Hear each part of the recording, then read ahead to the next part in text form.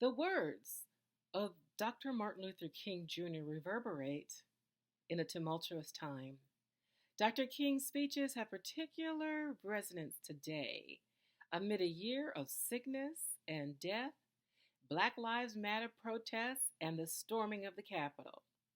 He lived and died in a time of tumult and racial awakening. So perhaps it's no surprise that the 35th National Celebration of the Life and Legacy of the Reverend Dr. Martin Luther King on Monday has particular resonance amid one of the most traumatic seasons in memory: a raging pandemic, protest, and civil unrest after the killing of Black people by police, a momentous election, and an insurrection. Even the title of his final book, Where Do We Go From Here? Chaos or Community, seems ripped from today's headlines. I think it's still an unanswered question, said Claiborne Carson, a history professor at Stanford University, referring to the title of Dr. King's last book. I think the most important word in that question is we. Who are we? And until you figure that out, it's very hard to tell where we're going, said Dr. Carson, who is also the founder and director of the Martin Luther King Jr. Research and Education Institute, which is publishing a collection of Dr. King's papers. Amid the change and upheaval, the words of the Reverend Dr. Martin Luther King, both those celebrated and the less familiar, feel more urgent than perhaps ever before, both as a guide and a warning. From often quoted speeches to the words he never had a chance to deliver before his assassination, Dr. King talked about his vision of a just world, about the power of peaceful protests, and about disruption as the language of the unseen and the unheard. The New York Times asked Dr. Carson and others across the country to choose words from Dr. King and reflect on how they resonate today. Here is what they had to say.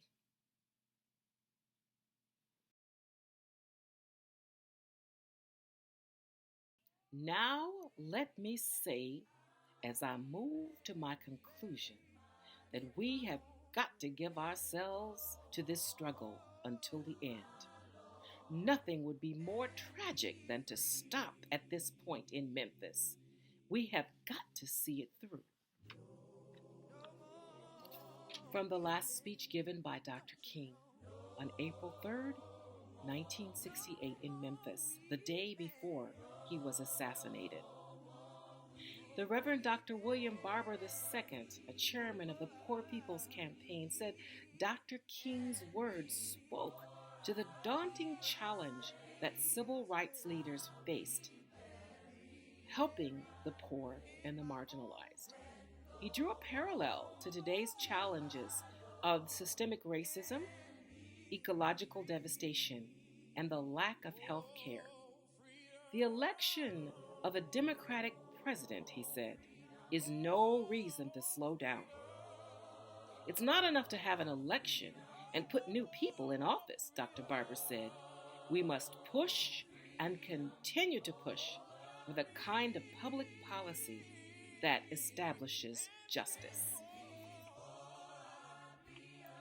We really must now go about the business of lifting up those who are poor and those without health care. He added, that's the only way we can heal the nation. We have to heal the body.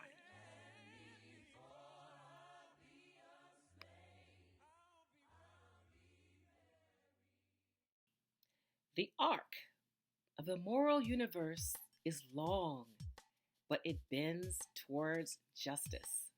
From Dr. King's speech at the Washington National Cathedral on March 31st, 1968. Connie Fields said Dr. King's quote had guided much of her work as an award-winning documentary filmmaker. Dr. King's presented a vision of an equal, multiracial society, she adds. He presented a vision of economic equality, and he presented a vision of a political struggle that's nonviolent. Those are three things that we could all try to live and strive for today. She added, what's going on in the United States, what we witnessed on January 6th, has all to do with a backlash to the fact that our world is changing.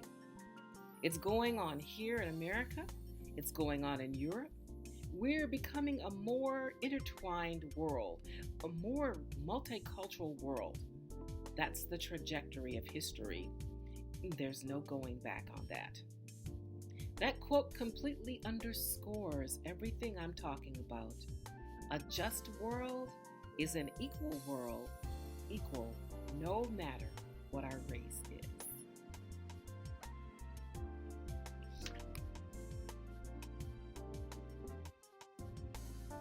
Even though we face the difficulties of today and tomorrow, I still have a dream. It is a dream deeply rooted in the American dream. I have a dream that one day this nation will rise up and live out the true meaning of its creed. We hold these truths to be self-evident, that all men are created equal. From Dr. King's I Have a Dream speech at the March on Washington on August 28, 1963. Bernard Lafayette, 80, recalled the words from I Have a Dream speech as a reminder that the turmoil of this country is witnessing today is not the way things have to be, and it's not something we have to accept, but should be understood as another step on a long journey that Dr. Martin Luther King described, with each shift connected to the events that preceded. The violence at the Capitol, he said, reflected the fears from some members of society that they're losing their political power. We have to ask the question, what are these people afraid of? Well, they're afraid they will lose their power. They would lose control, and the election in Georgia exacerbated that, he said. These fears that are being perpetrated, they're really false fears, because no one is going to take anything from them.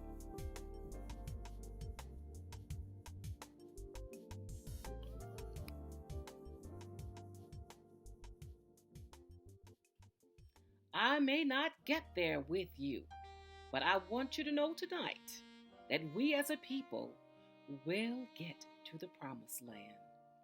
From Dr. King's speech in Memphis on April 3, 1968, a day before he was assassinated.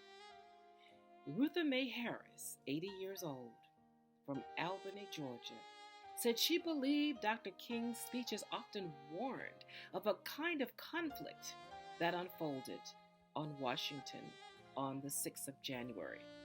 Ms. Harris, who marched with Dr. King during the Civil Rights era, recalled in particular the famous speech he gave in Memphis a day before he was killed. With the rhetoric of Trump, I myself knew that something would happen, she said. This has been building up for years. She said Dr. King was a man of vision, but that the vision captured the darkness as well as the light. She noted, he said, I might not get there with you. And of course, you can read in between the lines.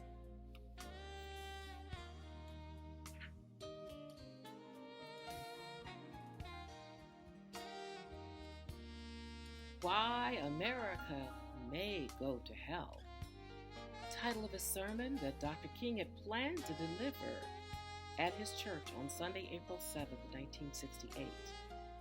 For the Reverend Amos C. Brown, the pastor of the Third Baptist Church, a historically black church in San Francisco founded in 1852. The words of Dr. King that come to mind this year are the ones he never had a chance to speak. When he was assassinated, Dr. King had been planning to give a sermon, he said, called Why America May Go to Hell. In this sermon, Dr. King planned to warn that the country needed to use its vast resources to end poverty and to offer all of God's children the necessities of life. The hell that Dr. King stood against is still deeply embedded in America today, said Dr. Brown, who is attending the inauguration as a guest of the Vice President, Kamala Harris.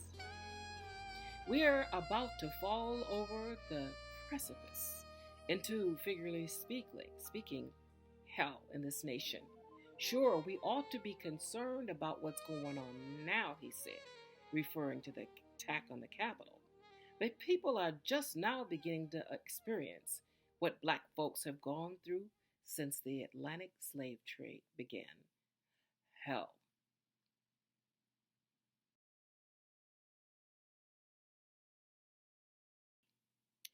We must learn to live together as brothers or perish together as fools. From Dr. King's speech in St. Louis on March 22, 1964. For Antoine T. Lang, a member of the Chatham County Board of Elections in Savannah, Georgia, Dr. King's words meant we cannot be afraid to learn from one another and to understand our differences and similarities.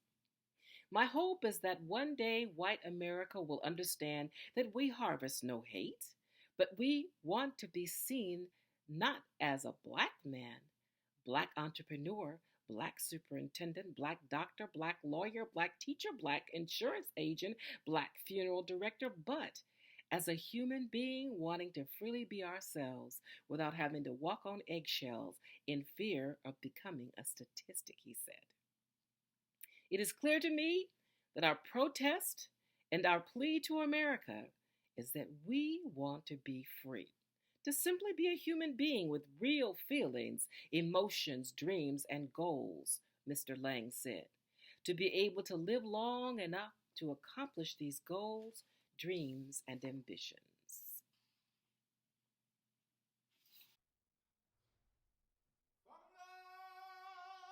Oh no, Brother Gray, this is no play at all.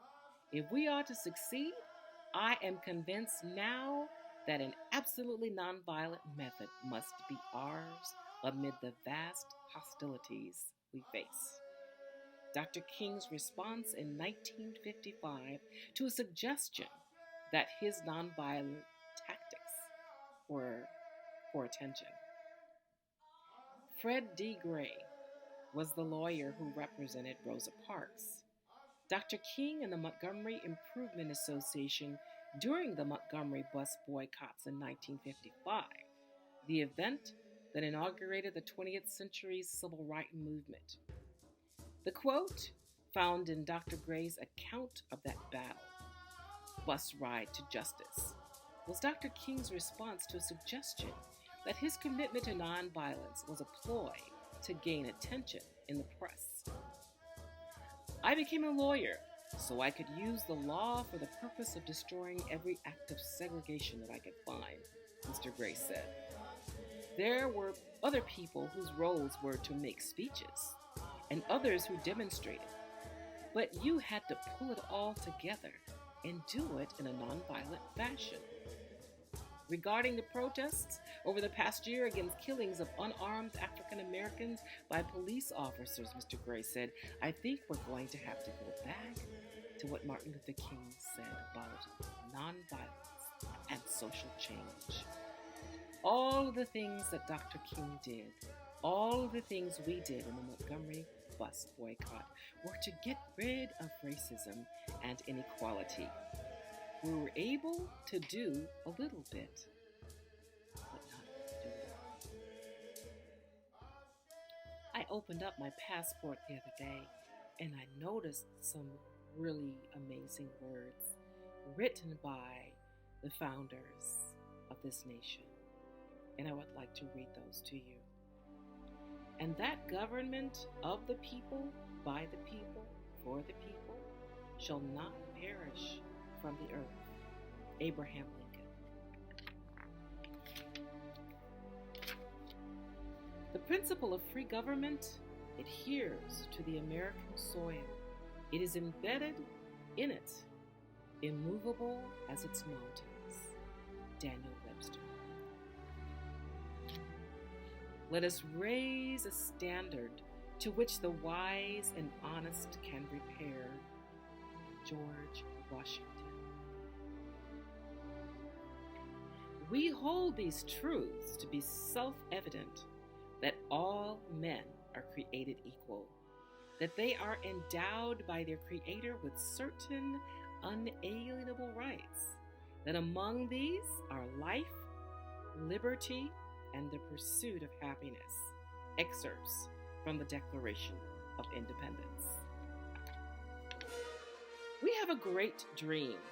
It started way back in 1776, and God granted that America will be true to her dream. Martin Luther King Jr. Let every nation know, whether it wishes us well or ill, that we shall pay any price, beat any burden, meet any hardship, support any friend, oppose any foe, in order to assure the survival and the success of liberty. John F. Kennedy. This is a new nation based on a mighty continent of boundless possibilities. Theodore Roosevelt. Whatever America hopes to bring to pass in the world must first come to pass in the heart of America. Dwight D. Eisenhower. For this is what America is all about. It is the uncrossed desert and the unclimbed ridge. It is the star that is not reached and the harvest sleeping in the unplowed ground. Is our world gone? We say farewell. Is a new world coming? We welcome it, and we will bend it to the hopes of man. Lyndon B. Johnson. May God continue the unity of our country as the railroad unites the two great oceans of the world.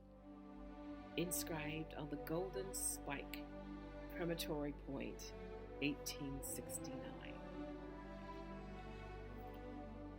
We send thanks to all of the animal life in the world. They have many things to teach us as people. We are glad that they are still here, and we hope it will always be. Excerpt from the Thanksgiving Address, Mohawk version. The cause of freedom is not the cause of a race, or a sect, or a party, or a class. It is the cause of humankind, the very birthright of humanity. Anna Julia